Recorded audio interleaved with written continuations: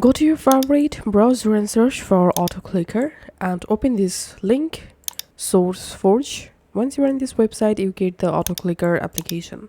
And this AutoClicker app is completely free to use, so you can easily download this AutoClicker from here.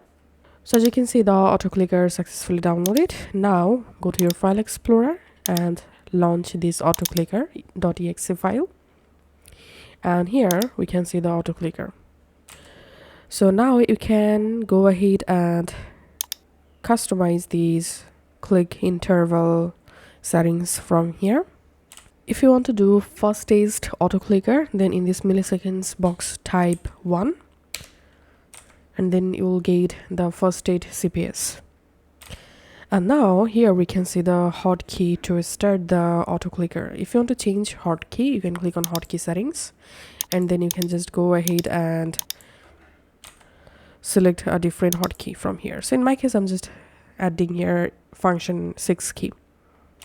And now let's see how this AutoClicker works. So I'm just opening my browser and coming to this website, cpstest.org, and here I'm selecting click speed 1 second clicker, and here I'm hovering on this box, and now I'm just starting AutoClicker by pressing the hotkey F6.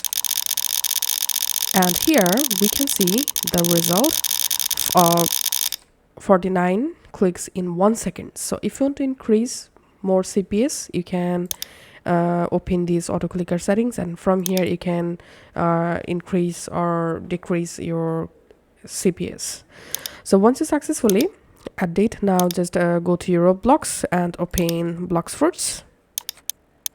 Now all you have to need, just hover over the area where you want to start AutoClick and press the hotkey to start.